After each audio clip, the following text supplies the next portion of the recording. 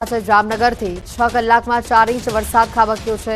જોડિયા, ધ્રોલ, કાલાવડ, લાલપુરમાં વરસાદ જોવા મળ્યો છે। બેડગામ પાસેનો વિસ્તાર બેટમાં ફેરવાઈ ચૂક્યો છે। રસ્તા પર ધસમસતા પાણી ભરાતા લોકોને હાલાકી વેઠવી પડી રહી છે। 12 કલાક વીતી ગયા છતાં દ્વારકા અને જામનગરની કનેક્ટિવિટી થઈ નથી।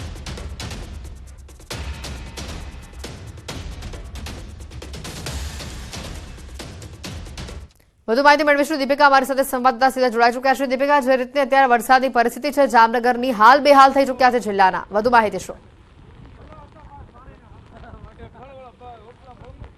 બિલકુલ, પવનની ગતિ પણ સૌથી વધારે છે હેતવી, અને અત્યારે જે પરિસ્થિતિ છે તેમાં જામનગર અને દ્વારકા વચ્ચેની કનેક્ટિવિટી ખોરવાઈ ગઈ છે। કોઈ પણ પ્રકારે ન તો રેલ વ્યવહાર થઈ રહ્યો છે, ન તો વાહન વ્યવહાર થઈ રહ્યો છે, અને તેને કારણે લોકો છે તેમને મહા મુસીબત છે તે વેઠવાનો વારો આવ્યો છે। આપ જોઈ રહ્યા છો રસ્તા ઉપર પાણી ફરી વળ્યા છે। આ હાઈવે છે, આ એ હાઈવે છે કે જે દ્વારકાના ખંભાળિયાથી જામનગર જવા માટેનો રોડ છે। 28 કિલોમીટર દૂર અહીંથી જામનગર છે અને પાછળ દ્વારકા છે। બંને વચ્ચેનો જે પુલ છે, જે હાઈવે છે, તે હાઈવે ઉપર પાણી એટલા બધા ભરાયા છે કે તેને કારણે ખાસ કરીને તમામ વાહનો અહીંયા રોકી દેવા પડે છે। પોલીસ ડિપાર્ટમેન્ટ દ્વારા પણ ખાસ આખી રાત અહીં ડ્યુટી કરવામાં આવી, જેથી કરીને કોઈ પણ વ્યક્તિ આગળ ન જાય। જેને જવું હોય તે લોકો હાથ પકડીને જતા હતા, છતાં પણ ગઈકાલે જે રાતના પણ લગભગ કહી શકાય કે 6 ઇંચ જેટલો વરસાદ વરસ્યો અને તેને કારણે આ પાણી છે તે વધારે વધી ગયા છે। હું બાજુના ખેતર બતાવવા માંગીશ કે જે ખેતર છે તેમાં પણ પાણી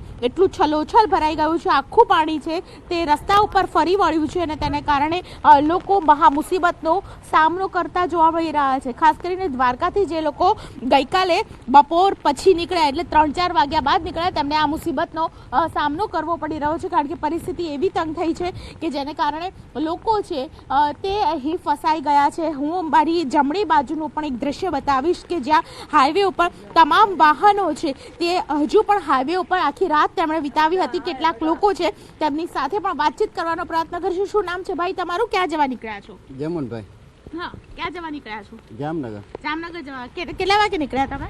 અમે કાલના છીએ। કાલના અહીંયા જ છો? હા। એટલે આખી રાત ગાડીમાં કાઢી? હા, બસમાં કાઢી। અચ્છા, અને આ બસની અંદર બધા લોકો બેઠા છે? હા, બધા બેઠા। આખી રાત જ બેઠા? આખી રાત અમે। આ બસ જુઓ, આ બસ દ્વારકાથી નીકળી હતી હેતવી, અને બસની અંદર આખી રાત તમામ લોકો રોકાયા। હાઈવે ઉપર જ લોકોએ રોકાવાની ફરજ પડી, કારણ કે જે પ્રકારે પરિસ્થિતિ ખરાબ થઈ અને તેને કારણે તમામ વાહનો છે રોડ પર રોકાઈ ગયા। ઘણા બધા લોકો છે જેઓ ખાસ કરીને રોડ પર આવ્યા છે અને લોકોની મદદ માટે આવ્યા છે। શું કહેશો ભાઈ, આ પાણી શેના છે અને કયા ડેમમાંથી આ પાણી સીધા? આ પાણી સસોઈ ડેમમાંથી આવે છે અને ભરપૂર ઉપર લાલપર તાલુકામાં બહુ ભારે વરસાદને કારણે અત્યારે પાણી ફૂલ છે અહીંયા। અમે કાલના અહીંયા રોકાણા છીએ। કાલના તમે અહીંયા રોકાણો છો? જામનગર જવાના બધા રસ્તા? હા, જામનગર થી બધા બંધ છે, બધા બંધ છે। અચ્છા, કયો રસ્તો મારે જામનગર અત્યારે જવું છે? કયા રસ્તા ખુલ્લા છે? લાલપુર વાળો હાઈવે ખુલ્લો? ના, બધા બંધ રસ્તા। ખંભાળિયાથી કોઈ રીતે જવાય? રસ્તો કોઈ રસ્તા ચાલુ નથી, કે બધા બંધ છે। બિલકુલ, દ્વારકામાં જન્મોત્સવ કરવા આવેલા લોકો કે જે બપોર બાદ નીકળ્યા હતો તે લોકો પણ અહીં હાઈવે પર અટવાઈ ગયા છે। પરિવાર સાથે લોકો જે નીકળ્યા છે તેમની પરિસ્થિતિ એવી ખરાબ છે કે લોકો આ પરિસ્થિતિની અંદર અહીં પસાર થવા માટે મજબૂર બન્યા છે। ભાઈ, ક્યાં નીકળ્યા હતા તમે? મોડાસાથી નીકળ્યા હતા? અચ્છા, દ્વારકાથી ખુલતા નહીં, ખુલતા નથી, બહાર આવી જાઓ।